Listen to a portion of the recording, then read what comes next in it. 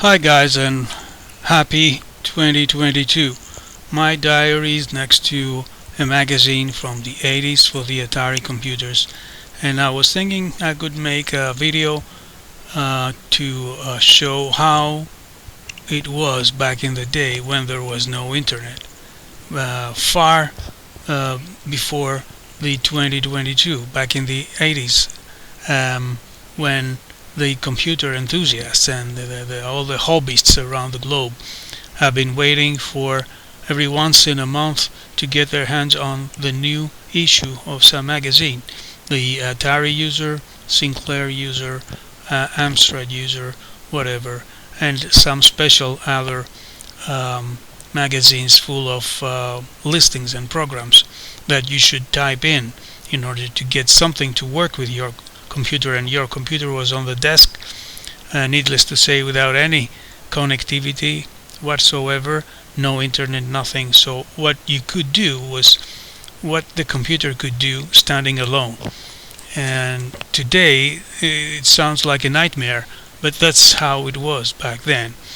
And if you think of it today, first thing you do in the morning, trying to catch the news or the weather channel or whatever, or your emails, and in order to communicate you need the internet. But then back then there was no internet, there was nothing like this. Your PC was a pretty smart machine that you could only type something and you could create, or you could buy whatever you need to do with it, the word processors, spreadsheets, or games for the most part. So there's nothing like in a blink of an eye I'm downloading anything from the internet and the job is done. Or I need a manual and I go online and download the manual, or drivers or whatever. It was like a pain to get something typed and created. So let's dig deeper into the magazines of the 80s. And so in the magazines of the 80s you could find, of course, hardware reviews, new models, new home micro models, new peripherals, presentations and demos, but it was more about games. This is Judge Dredd from the beginning of '87, and a lot of stuff, material that should be interesting for everyone, I guess. So color maps, quizzes, presentations, reviews for other games, and articles for hardware. Again, easy guide to spectrum fault finding. And again, the Sinclair User was something that it was January '87. Here we have the number 58. It was about spectrum for the most part, but of course you could find some stuff for the QL inside. I don't think it was '87 you could find anything for the ZX81.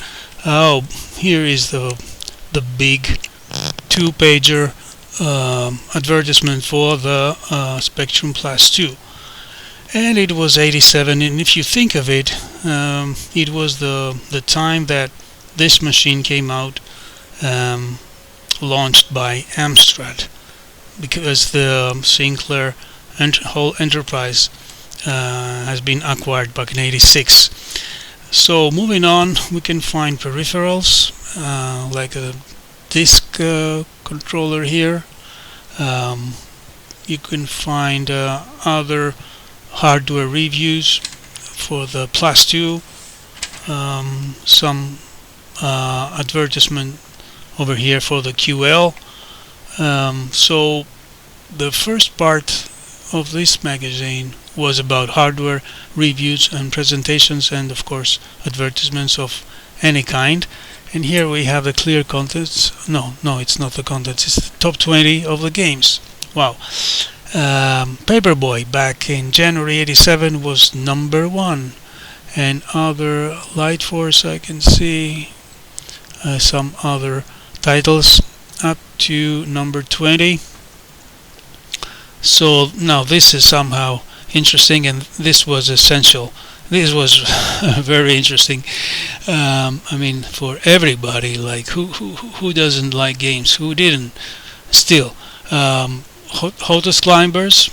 Here is Paperboy screenshot, as it was number one. The chart breakdown. What was interesting also, next to the title is the star rating, so we know who has 5 stars, 4 stars, 3 stars, and so on and so forth. So you can have an idea. You could have an idea where to spend. You could spend your Christmas money, and those money back then, believe me, were limited and essential for us, as we were teenagers back then. So this is really touching. So moving on, big advertisements of any kind for, again, games and software. And the letters. This was another interesting point I wanted to mention here. You could write to the editors of the magazine, and hopefully in the next couple of months you could find your letter here with questions or whatever you had to say or ask, or any kind of advice, looking for advice, and they could answer back. That was the only way you could reach out to them, because there was no email, right? Wow, those were the days. As I'm moving on, I can see here we have an article for MIDI again, music hardware peripheral, and big review for the Alliance. It's interesting how detailed that was. You can see who was the reviewer and the star rating for each and every game reviewed.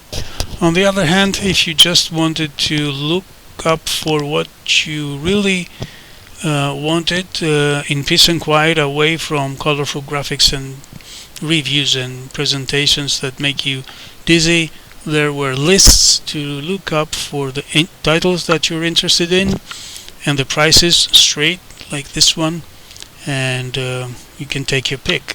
I like those pages very much. I could focus on what I was really looking for. What was also pretty common was a competition.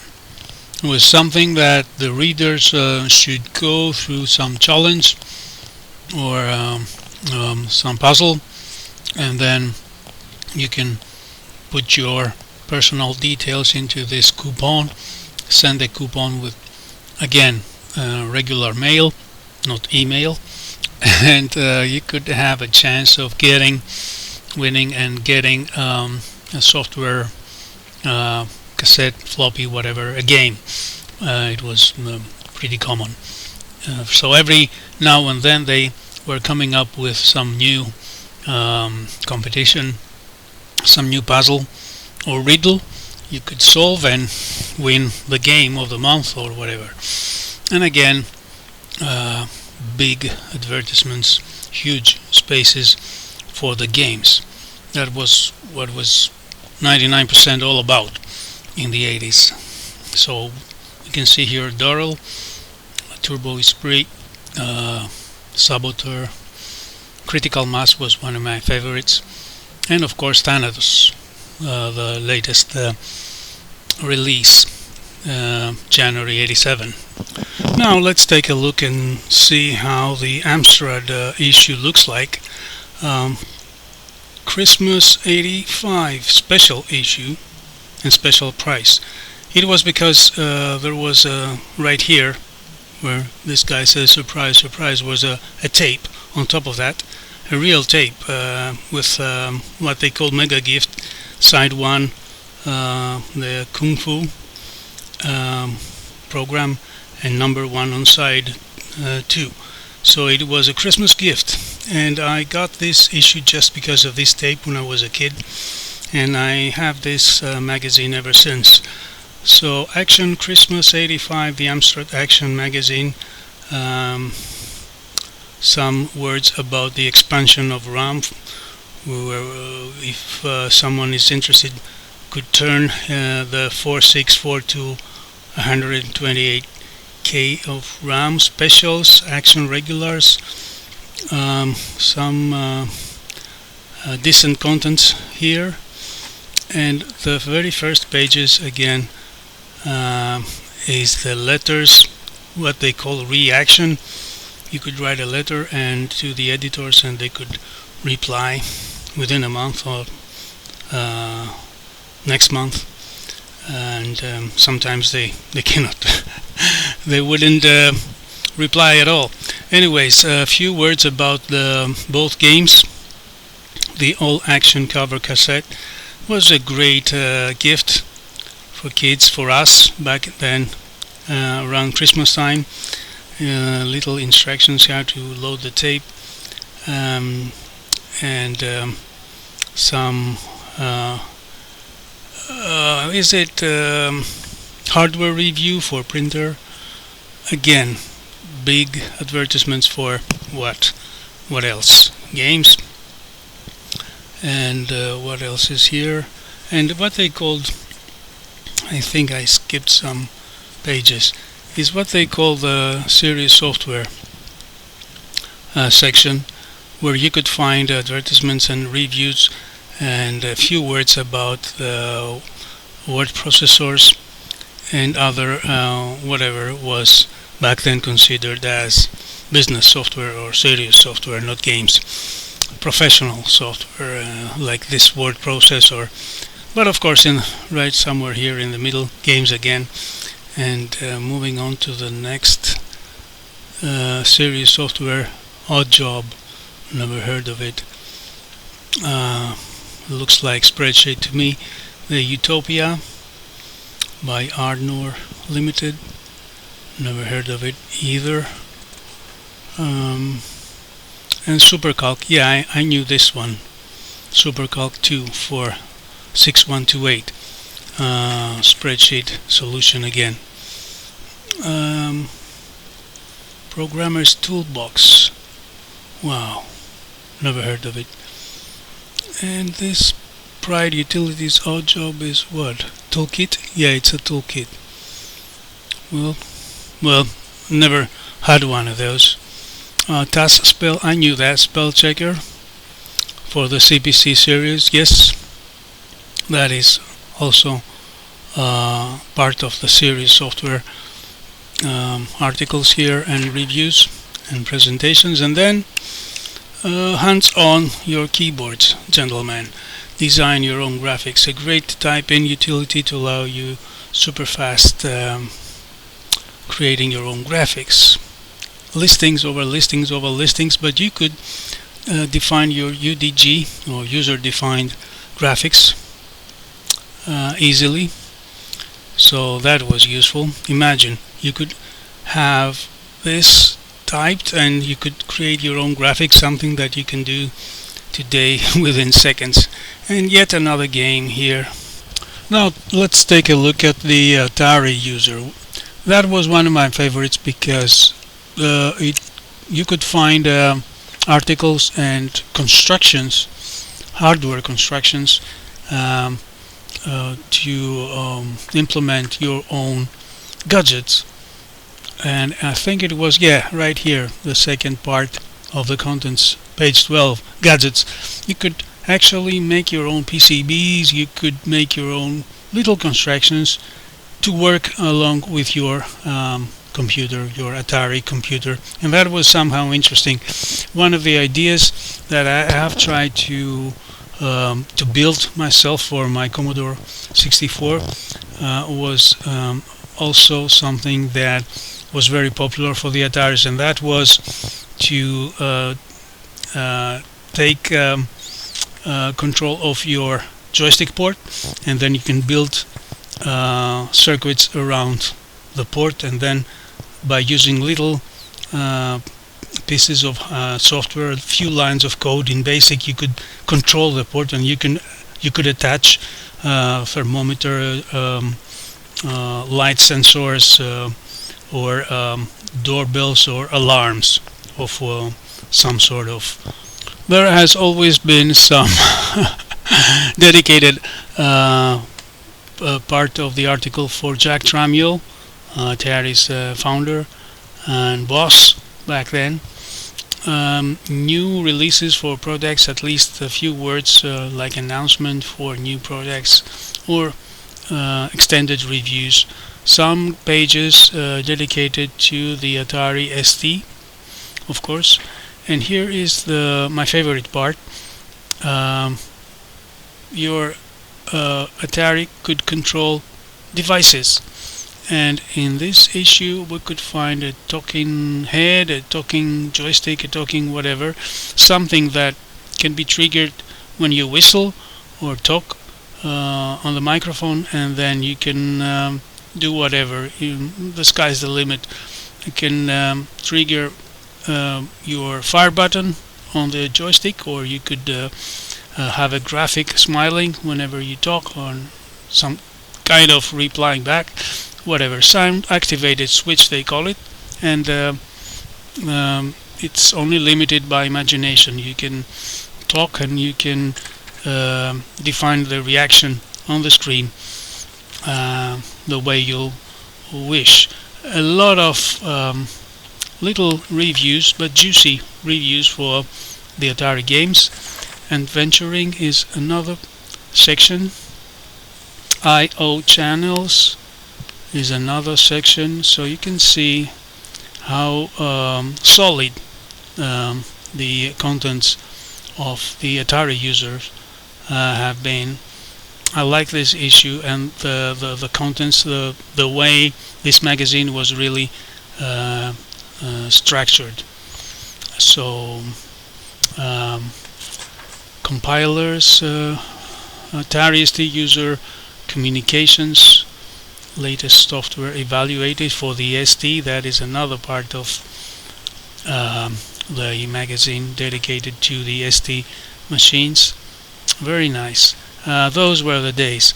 So imagine you could wait, and you should wait month after month to get to know the latest developments around your home micro, or around your favorite brand, or what is going on around the world with new technology and the latest developments, latest trends, latest models, what are they up to, and what they have planned. And you could only learn about all this stuff by the end of the month, when the new issue of each magazine was released. Now I'm getting back to the Sinclair User, because that was something very smart they used to do. They were creating polls for the users, so the users could vote for whatever was the best arcade game, the best adventure game, even stuff not around computers, like the best movie or the best LP, and other stuff. So they could create statistics. Which one was the best for the Spectrum, which one was the worst, and what is the best for the QL, and so on and so forth. And then again there was this coupon right on the next page. Right here is the page where we can find some text, how to participate. Everyone's a winner, since it's a poll, it's not a competition. And here is the list of the goodies that will be given away, and here is a coupon for your personal information. And here is how using these polls they could they could keep and get statistics from the readers, the way they see software, the way they see products, the way they like music, or the way they like movies, and they came up with statistics useful for the companies. Nobody knows if they are selling this. They used to sell these like they do today to the companies, but I bet you they would. Anyways, that's my feeling. And here you can see career opportunities. Instead of going to the Oceans website, here is one pager for looking for people, for developers, for programmers, either individual contractors or employees from Ocean. So career opportunities within the magazine, not some website. There was no website back then. And another interesting thing, how things have changed, right? Singular surgery was something I missed previously to show. That was hardware only. Columns for the new Sega keyboard, integrated keyboard, either or joysticks and peripherals. And here is a do-it-yourself robot project, which was interesting.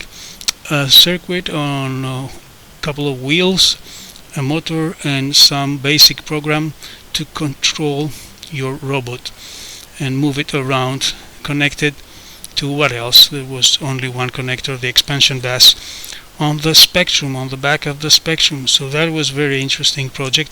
I think someday I should give it a try, because I like this very much. All this stuff, how it works, the tech background, everything was explained, pictures, the motor, the circuit diagram, and how it works. Several transistors to control the states, and a couple of gates here, 1, 2 integrated circuits or gates used. I see 2, 3 and 4, no, 2 and 3, right? So 5 volts to be used, standard 7805, and our circuit and our robot is ready to go. Other information shared as we are approaching the last pages from the markets, and again some games advertisements. So that was the way, again, the way we should go in order to have all the information that we need from the markets, from the technology giants back then, the computer industry, whatever. We should wait until the end of the month to get our next issue of our favorite magazine.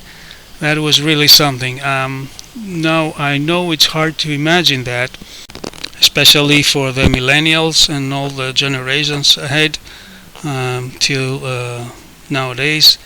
Sounds like a nightmare, right? Without the internet. Well, this is another Greek magazine that was not some special issue for some special kind of computer. It was all about everything. Listings for every type of computer, MSX to Sinclair to Amstrad to BBC, because those were the days when you had to type and type and type listings, long listings of code, basic code from the magazine to your computer in order to have some new smart tiny little game every month.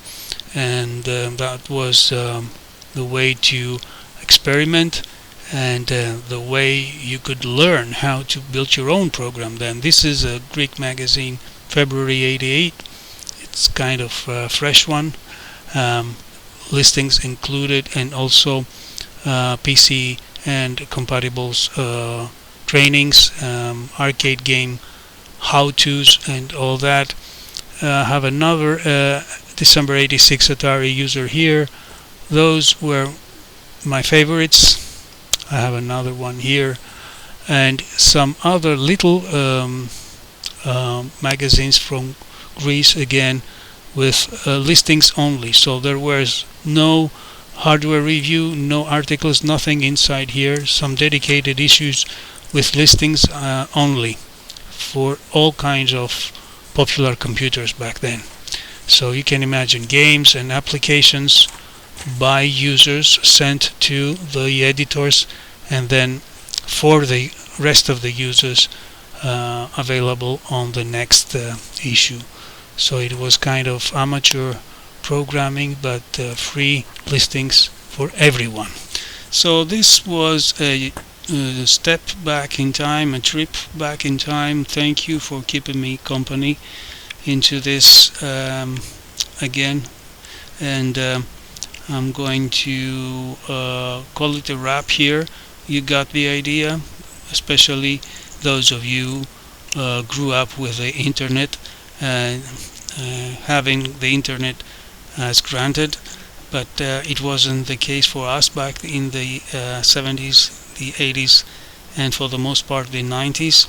We were waiting for the next issue of our favorite magazine, Home Micro Technology, whatever was out there back then, in order to get all the useful information that we needed to know as hobbyists and as computer enthusiasts. For the most part, it was 8-bit computers back then. We had on our desk as a standing alone machine, and those were the first steps into computing for us, without internet, without email, without downloading anything, and without the ability to talk to one another. So it was kind of fun, with constraints, but kind of fun, and it made us the computer enthusiasts or professionals that we are today. Thanks for watching. Thanks for keeping me company tonight over this journey back into the 80s and the press, the magazines that were the only source of information for us back then. As kids, we were looking forward to getting the latest issue of our favorite magazine, according to which model we used to have back home, and start typing and learning and getting all the latest news and everything we needed to know and keep up with the technology. Thanks for watching, and thank you for subscribing if you haven't done that. And if you like the retro stuff, please do subscribe. I'll be catching you soon with another video soon. Thank you. Bye for now.